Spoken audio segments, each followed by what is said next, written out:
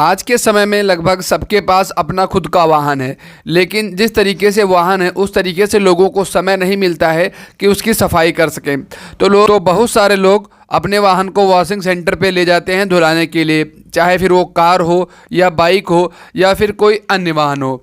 तो अगर आप वॉशिंग सेंटर का बिजनेस खोलना चाहते हैं, यानी कि वॉशिंग सेंटर की शॉप खोलना चाहते हैं, तो ये वीडियो सिर्फ़ और सिर्फ आपके लिए होने वाला है, क्योंकि आपको इस वीडियो में जानने को मिलेगा वॉशिंग सेंटर कैसे खोलें, कैसे बिजनेस प्लान तैयार करें और किन किन इंस्ट्रूमेंट्स की उसमें ज़रूरत होती है।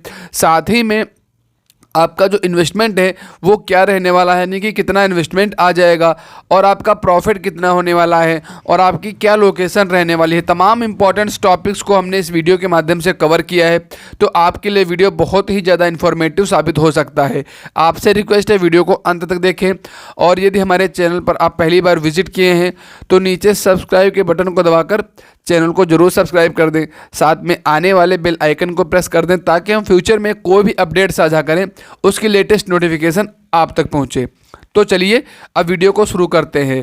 पहली चीज़ है, इस बिज़नेस को हम कहाँ और कितनी ज़मीन पे खोलें।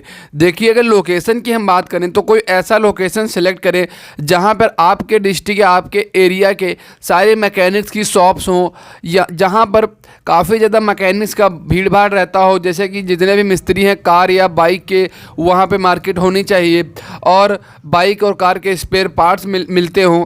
ऐसी जगह हम शुरू करके हमको एक बेनिफिट ये मिलने वाला है कि जैसे कि हम मानते हैं 10 शॉप हमारे मैकेनिक्स की हैं और 10 पर एक ये गाड़ी सर्विस होने के लिए आएगी, तो सर्विस होने के बाद गाड़ी को धुलाई सेंटर पे जाना ज़रूरी होता है। धुलाई सेंटर ज़रूर चाहिए गाड़ी को धुलने के लिए, तो वहाँ पर अगर आपका धुलाई सेंटर होगा तो वो 10 गाड़ियाँ आपको मिलने वाली हैं। इसके अलावा इतना तो आपको मिल ही जाएगा, और साथ ही में बाहर की जो भी गाड़ियाँ आएंगी वो भी आपके पास आएंगी। इससे आपका जो काम धंधा है वो ज़्यादा बढ़ सकता है। अब इसके अलावा हम बात कर लेते हैं कि अगर हमारे पास यहाँ ज़मीन नहीं है तो फिर किसी हम बड़े ढाबे के साइड में खोल सकते हैं, या फिर जहाँ पे लोगों का आना जाना ज़्यादा हो, नेशनल हाईवे या हाईवे के साइड में भी हम इसको खोल सकते हैं। और इसके अलावा अब हम बात कर लेते हैं इसमें हमको ज़मीन कितनी चाहिए। अगर ज़मीन की बात करें तो 500 से 1000 स्क्वायर फीट ज़मीन चाहिए, क्योंकि गाड़ी धुलेगी। जैसे कि अगर आपके पास गाड़ियां धुल रही तो पार्किंग भी चाहिए, और जो आगे गाड़ियां आएंगी उनको पार्क करने के लिए, और धुलाई के बाद ड्राई भी गाड़ी करी जाएंगी तो उसके लिए भी अलग ज़मीन चाहिए। तो कम से कम आपके पास ज़मीन 500 स्क्वायर फीट से 1000 स्क्वायर फीट तो होनी ही चाहिए। जब आपकी लोकेशन डिसाइड हो जाएगी तो आपको 2 काम करने पड़ेंगे। पहला काम, आपको बोरिंग करवानी पड़ेगी ताकि आपको धुलाई के लिए पानी मिल सके, और दूसरा काम, आपको हाइड्रोलिक लिफ्ट लगवानी पड़ेगी ताकि आप गाड़ियों को अच्छे से ऊपर नीचे करके वॉश कर सकें। एक चीज़ का ध्यान दें, अगर आपके पास अच्छा बजट है और अच्छे तरीके से रन कराना चाहते हैं इस बिज़नेस को, तो हाइड्रोलिक लिफ्ट आपके लिए बहुत ही ज़्यादा इम्पोर्टेंट साबित हो सकती है, क्योंकि वो जब हाइड्रोलिक लिफ्ट लगी होगी तो आप बेहतर तरीके से गाड़ियों को धुल सकेंगे। अगर आपके पास अच्छा बजट नहीं है तो आप नॉर्मल स्टैंड भी बनवा सकते हैं सिविल इंजीनियर्स या मिस्त्री के द्वारा, आप उससे भी अपना बिजनेस आगे की तरफ बढ़ा सकते हैं। और अगर आप बनवाना नहीं चाहते हैं तो फिर आप जो बना स्टैंड आता है लोहे का, उसे भी आप ख़रीद करके ये बिज़नेस आगे की तरफ बहुत ही अच्छी तरीके से चला सकते हैं।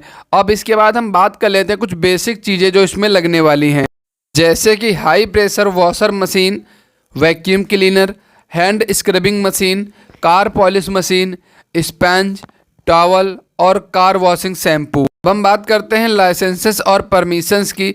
तो सबसे पहले आपको नगर निगम से परमिशंस लेनी होगी, उसका लाइसेंस आपको बनवाना होगा। और अगर आप इस बिज़नेस को इलेक्ट्रिसिटी से चलाना चाहते हैं तो आपको इलेक्ट्रिसिटी रजिस्ट्रेशन कराना होगा, यानी कि वहाँ पे इलेक्ट्रिसिटी का जो मीटर आता है वो लगवाना पड़ेगा आपको, और उसके अलावा GST नंबर को रजिस्ट्रेशन कराना पड़ेगा ताकि आप एक बेहतर तरीके से अपने बिजनेस को चला सकें, आपको विदाउट रिस्क आप चला सकें, कोई दिक्कत ना हो। फ्यूचर में अगर किसी को कोई प्रॉब्लम भी होती है, अगर वो शिकायत भी कर देता है और आपके वहाँ जांच भी आती है, तो भी आपको कोई ना कोई प्रॉब्लम नहीं हो। इसीलिए आपको इतने सारे लाइसेंस की बहुत ही ज़्यादा नीड होगी, इसीलिए आपको सारे लाइसेंस रखने पड़ेंगे अपने पास। अब हम बात कर लेते हैं इन्वेस्टमेंट और प्रॉफिट की, क्योंकि कोई भी अगर हम बिजनेस करें उसमें इन्वेस्टमेंट जानना बहुत ही बेसिक चीज़ है, बहुत ही ज़रूरी है। तो सबसे पहले आपको 2 काम करवाने पड़ेंगे। आप कंस्ट्रक्शन करवाएंगे, यानी कि स्टैंड बनवाएंगे, उसके अलावा पूरा जो होगा इंतज़ाम उसे सेट करेंगे, तो इसमें लगभग 40 से 50 हज़ार रुपये का आपका खर्चा आने वाला है, और इससे ज़्यादा ही आएगा, कम आने के कोई चांसेस नहीं है। उसके अलावा दूसरी चीज़ है, आपको बोर करवाना पड़ेगा, उसमें भी आपका 40 से 50 हज़ार का खर्चा आएगा, क्योंकि ये डिपेंड करता है आपके एरिया में कितने लेवल पर पानी है। जैसे कि अगर ज़्यादा नीचे पानी हुआ तो वहाँ पर ज़्यादा खर्चा आ सकता है, और अगर ऊपर पानी हुआ तो थोड़ा पैसा कम लगेगा। तो इन दोनों चीज़ों में हम बात कर लेते तो लगभग 1 लाख का खर्चा आ जाएगा। और उसके बाद मशीनरीज़ आप लाएंगे, उसमें आपको 50 हज़ार रुपये तक का इन्वेस्टमेंट करना पड़ जाएगा। तो टोटल इन्वेस्टमेंट की हम बात करें तो टोटल इन्वेस्टमेंट हमारा लगभग 1.5 लाख के आसपास का हो गया। और अब हम प्रॉफिट की ओर बात करते हैं, तो प्रॉफिट हमारा कुछ इस तरीके से होगा कि अगर आपकी शॉप बहुत ही अच्छी लोकेशन पर है तो आप डेली का 2 से 3 हज़ार रुपये बहुत ही आसानी से कमा सकते हो। और उसके अलावा मैं बता देता हूँ कि 500 रुपये आप 2 लड़के रखेंगे, उनको दे दिए तो आपका बचा 2000, और कहीं ना कहीं 200 से 300 रुपये आपका इलेक्ट्रिसिटी बिल चला गया, फिर भी आपकी बचत 1700-1800 रुपये पर डे की हो जाएगी।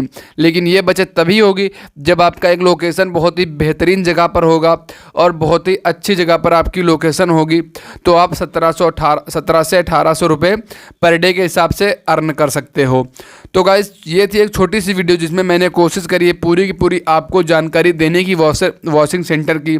अगर वीडियो पसंद आया हो तो वीडियो को लाइक और चैनल को जरूर सब्सक्राइब कर दें। हम मिलते हैं किसी नए टॉपिक और नए वीडियो में, तब तक के लिए धन्यवाद।